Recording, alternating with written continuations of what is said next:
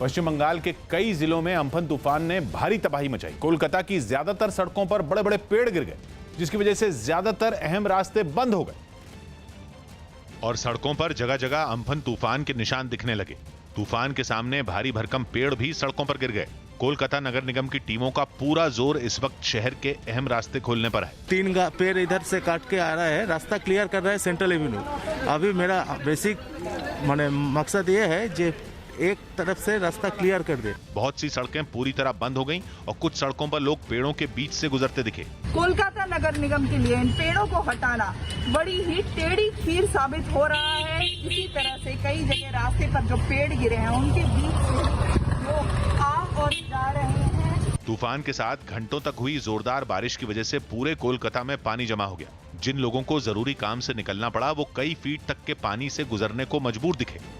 हालांकि कुछ घंटों के बाद शहर में जमा पानी निकल गया, लेकिन पानी जमा होने की वजह से कई जगह बड़ा नुकसान भी हुआ।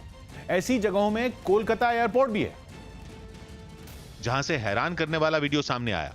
एयरपोर्ट के हैंगर पर कई फीट तक पानी जमा हो गया। हैंगर एयरपोर्ट की वो जगह होती है जहां विमानों की पार्किंग की जाती है। एयरपोर्ट पर इतना पानी जमा हो गया कि तस्वीरें किसी तालाब जैसी दिखने लगी। जहां एयरलाइंस कंपनियों के काउंटर होते थे वहां तो छत तक पानी जमा हो गया। बताया गया कि एक निजी कंपनी का विमान भी तूफान की वजह से खराब हो गया। कोलकाता के ही एक इलाके में बिजली की तारों से उठती चिंगारियों का हैरान करने वाला वीडियो सामने आया। रिहायशी इलाके में बिजली की तारों से अचानक चिंगारियां उठने लगी।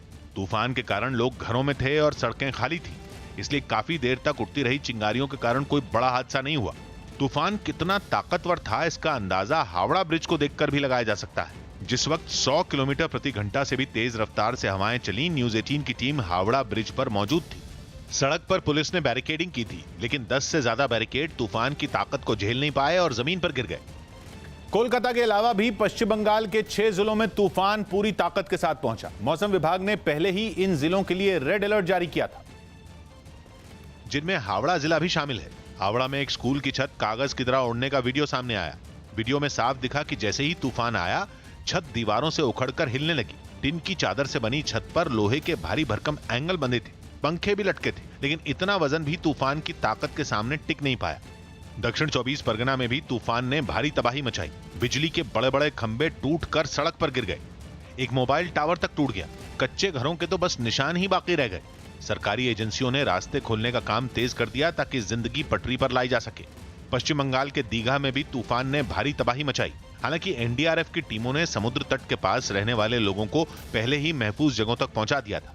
दीघा में ऐसा ही एक मल्टीपर्पज साइक्लोन शेल्टर बनाया गया, जहां अभी तक बड़ी संख्या में लोग मौजूद हैं। लोगों के खाने पीने का पूरा इंतजाम किया गया। देश के चुनिंदा रेलवे स्टेशनों के काउंटर पर आज से टिकटों की बुकिंग शुरू हो जाएगी। हालांकि आज से कुछ स्टेशनों पर ही काउंटर के जरिए टिकटों की बुकिंग होगी और आने वाले दिनों में धीरे धीरे बाकी के काउंटर खोले जाएंगे। इसके अलावा एजेंट के जरिए भी आज से टिकट खरीदे जा सकेंगे। अब तक ऑनलाइन बुकिंग की ही इजाजत थी। टिकट बुकिंग के दौरान सोशल डिस्टेंसिंग का पालन करना होगा, साथ ही मास्क भी लगाना होगा। सरकार ने देश में 25 मई से घरेलू उड़ानें शुरू करने का ऐलान कर दिया। अब एयरलाइंस कंपनियों के अलग अलग रूट पर हवाई यात्रा का न्यूनतम और अधिकतम किराया भी तय कर दिया गया, जिसके बाद देश के सभी हवाई अड्डों पर यात्रियों की भीड़ संभालने के लिए जरूरी इंतजाम किए जाने लगे। हवाई अड्डों पर भीड़ ज्यादा न उमड़े, इसलिए सभी रूट पर सिर्फ 1/3 उड़ानों की इजाजत दी गई। यानी सामान्य दिनों में किसी रूट पर एक दिन में जितने विमान उड़ान भरते थे, उनमें 1/3 विमान ही यात्रा के लिए उपलब्ध होंगे। This order, which is being issued today, and the airlines operations will commence on Monday the 25th. This shall remain in force till 23:59 hours Indian Standard Time on 24th August 2020. वहीं हवाई किराया तय करने में एयरलाइंस कंपनियों की मनमानी पर भी सरकार ने रोक लगा दी। So what we've done is to set a minimum fare and a maximum fare.